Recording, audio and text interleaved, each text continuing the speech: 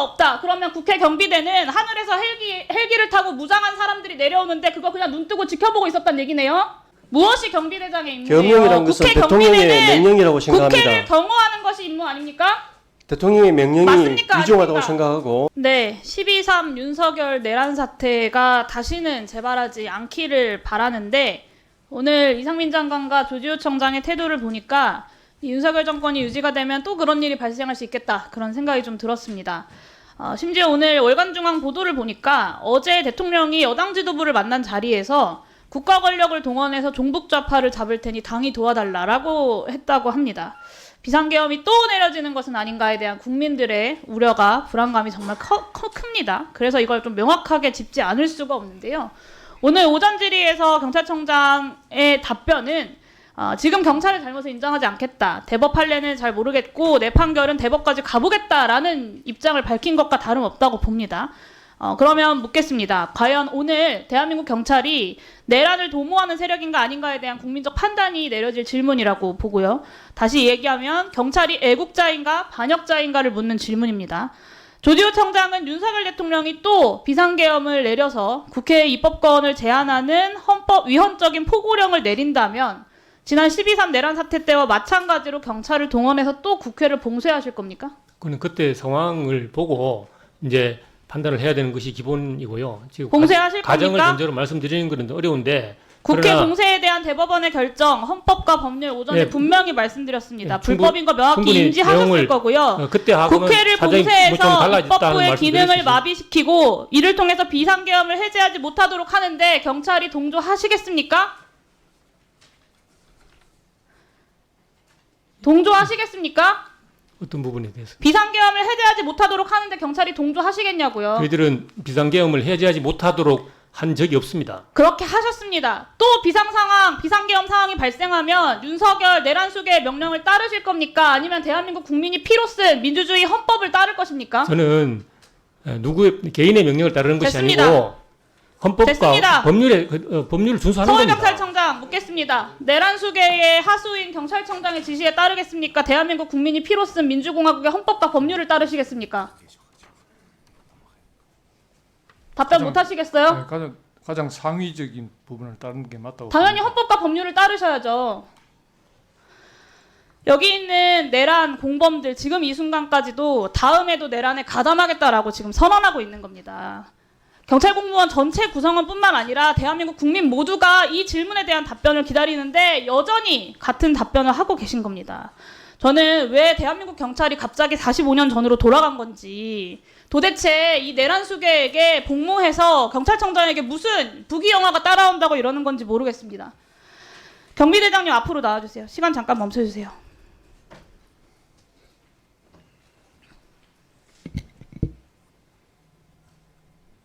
경비대장에게 한 가지 더 묻겠습니다. 서울청장 지시받고 국회를 봉쇄했다. 맞죠? 아까 그렇게 답변하셨습니다. 그 행위 문제 없었다고 생각하십니까? 문제 없었다고 생각하십니까? 이거 어려운 질문인가요? 답변 못 하시겠다는 거죠? 저에게 주어진 임무였고 저에게 주어진 임무를 충실히 수행하는 것은 제 역할이라고 생각합니다. 무엇이 당신의 임무입니까? 무엇이 경비대장의 임무예요? 계엄령이라는 것은 국회 대통령의 경비대는 명령이라고 생각합니다. 국회를 경호하는 것이 임무 아닙니까? 대통령의 명령이 맞습니까? 위중하다고 아닙니까? 생각하고 국회를 경찰 공무원으로서 대통령에 소속된 행정 공무원으로서 그 명령에 대해서는 충실히 수행해야 되는 게 생각합니다. 아까 말씀드렸죠. 대법원에서 위법 부당한 상관의 그 지시에 대해서 그대로 따르는 것은 위법성이 조각되지 않는다. 경비대장도 내란의 공범인 겁니다. 지금. 그 임무를 수행할 당시에 경비대는 국회를 위협하다는 생각을 경호하는 갖지 것이 임무 않았습니다. 맞습니까? 임무 맞습니까? 국회를 경호하는 것? 본인들의 존재 이유도 지금 모르고 있는 거예요. 국회 봉쇄랑 계엄군 오는 거 국회의장한테 보고했습니까? 안 했습니까? 시간 없어요. 빨리 답변하세요. 이거 어렵습니까? 의장한테 보고 안 하셨죠? 이게 말이 됩니까? 당연히 의장한테 바로 연락하고 대응을 하셨어야죠. 당시 국회에 침투한 계엄군 작전의 목표가 뭔지 누가 출동을 시켰는지도 모르는 게 현 시점의 상황입니다. 오늘 국방위 질의에서 국방부가 그렇게 답변하고 있습니다. 계엄사령관이. 12.3 윤석열 내란 사태 당시에 경비대장으로서 헬리콥터 이용해서 소총으로 무장한 군인들이 국회 내에서 작전을 펼친다라는 거 어떤 절차로 전달받으셨습니까? 전달받으신 적 있습니까?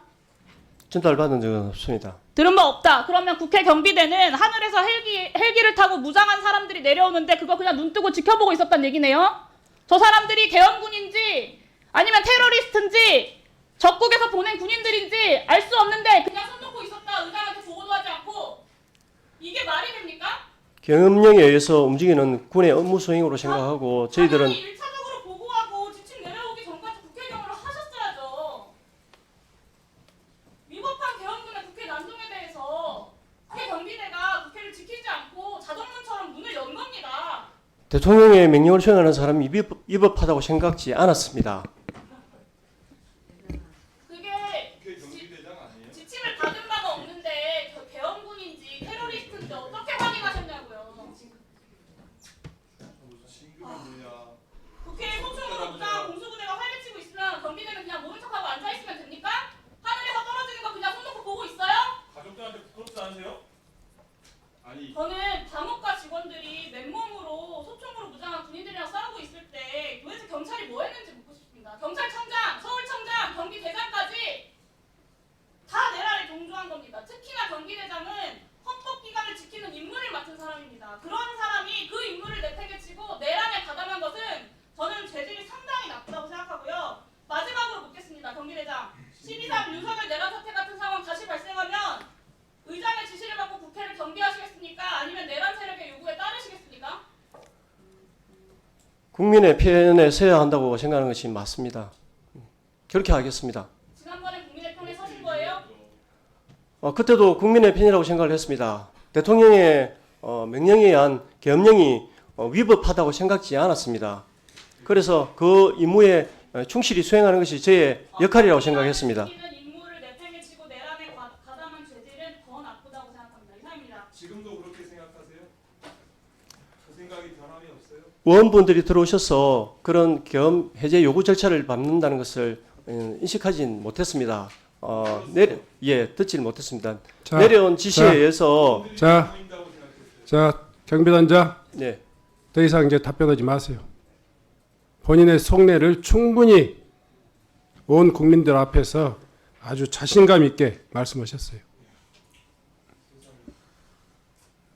아직도 사태가 이런 상황에 이르렀는데도 불구하고 위법이 뭔지 본인의 임무가 뭔지 그것도 모르고 대통령의 명을 따르는 것이 국가를 위하는 일이에요? 경찰 공무원이 무조건 대통령만 모시면 잘 되는 겁니까? 본인이 스스로가 국회의장을 경호하고 스스로가 말했잖아요. 국회 경내로 무장병력이 침투하고 있는데도 불구하고 오로지 계엄군일 것이다. 그래서 대통령의 명을 받은 계엄군이 어떤 짓을 해도 나에게는 아무 책임이 없다. 이렇게 생각하시는 겁니까? 답변을 통해서 정말 경악할 지경입니다. 들어가세요. 본인들이 출입하는데 신체 수색당한 것에 대해서는 억울하고 대한민국 국회의장이 국회를 땀 넘어서 들어오는 그런 상황까지 만든 경비단장이 저렇게 당당해요? 부끄러운 줄 알았어요. 부끄러운 줄 알았어요.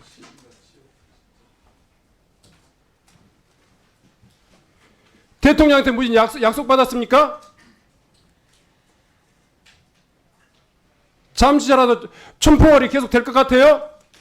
여러분들은 지금까지 이런 이슈들을 보게 되면 어떤 생각이 드셨나요? 제가 항상 여러분들께 뉴스만 평소에 잘 챙겨보셔도 돈이 된다. 돈을 벌 수 있다고 말씀을 드렸는데요. 그 이유는 제가 지난 5월 초에 여러분들께 뭐라고 말씀을 드렸죠? 지금은 정부가 주목하고 있는 K푸드에 관심을 가져야 한다. 뉴스만 보고 끝내지 마시고 투자 쪽으로 한번 생각해 보셔야 한다. 라고 말씀을 드렸습니다. 그리고 나서 이런 썸네일들을 뉴스를 통해서 많이 보셨을 텐데요.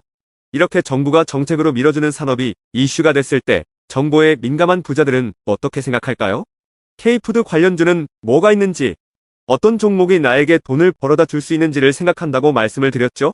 그 이유가 뭐냐 하면 부자들이 봤을 때는 이슈가 곧 돈으로 이어지고 이런 이슈들이 돈을 벌어준다는 경험적 확신이 있기 때문에 부자들은 항상 이런 사회적 이슈들을 관심 있게 챙겨본다고 말씀을 드렸습니다. 실제로 제가 지난번에 시청자분들과 함께하는 주식으로 수익 내기 이벤트를 진행했었는데요. 당연히 100% 무료로 진행했고 여기 보시면 저한테 구독이라고 문자 남겨주신 모든 시청자분들께 이렇게 K푸드 관련주 중에 가장 급등할 확률이 높은 한성기업 딱 한 종목을 여러분들에게 추천을 드렸어요. 그러면서 여기 나와 있는 대로 정확하게 얼마에 사야 하는지, 그리고 어느 정도 올랐을 때 팔아야 하는지 이런 부분들까지 자세하게 알려드렸었는데 결과가 어떻게 되었죠? 오른쪽을 보시면 아시겠지만 제가 5월 2일에 문자로 이 한성기업을 소개해드리고 나서 주가가 이렇게 2배 넘게 급등이 나왔다. 그래서 당시에도 굉장히 많은 분들이 제가 드린 한성기업으로 수익을 내셨을 텐데요. 다시 한번 축하드린다고 말씀을 드리고 이번에도 마찬가지입니다. 최근에 정부가 집중적으로 밀고 있는 산업이 해외 건설 시장이고 그 중에서도 K신도시에 대한 관심도가 계속해서 높아지고 있기 때문에 관련 종목들이 부각받을 수밖에 없다. 그 중에서도 정부가 가장 핵심적으로 밀어줄 것으로 예상되는 K신도시 대장주 한 종목에 돈이 몰릴 것이다. 당연히 우리가 이쪽으로 생각해야 한다는 겁니다. 그래서 이번에도 지난번과 똑같이 저에게 신청이라고 문자 보내주시면 정부가 강력하게 추진할 것으로 예상되는 K신도시 정책주 중에 앞으로 대장주 역할을 하면서 주가가 가장 크게 급등할 한 종목을 구독자분들에게 문자로 종목명과 사고 파는 시점을 모두 알려드리겠습니다. 그래서 여러분들이 주식으로 돈 버는 연습을 한번 해보시라 이렇게 말씀을 드리고 지금 이 영상을 보시는 시청자분들 중에 나도 이번 종목이 궁금하다 하시는 분들은 누구나 상관없이 그리고 어느 시간대나 상관없이 부담없이 이렇게 상단에 제 번호를 항상 남겨놓고 있습니다. 제 번호 010-4406-8870번으로 저에게 지난번처럼 신청이라고 문자 보내주시면 제가 이번에도 똑같이 무료 추천 급등주 문자를 보내드리겠습니다. 이해되시죠? 그래서 제 번호 010-4406-8870번으로 신청이라고 문자 보내주시면 여러분들이 직접 이슈를 통해서 돈 버는 연습을 해보실 수가 있는 거고 제가 돈을 받는 것도 아니고 투자를 대신해드리는 것도 아니기 때문에 부담없이 신청해주시면 되는 겁니다. 그리고 수익이 나면 저는 다른 것은 바라지 않습니다. 제 채널에 구독, 좋아요 한 번씩만 눌러주시면 감사하겠습니다.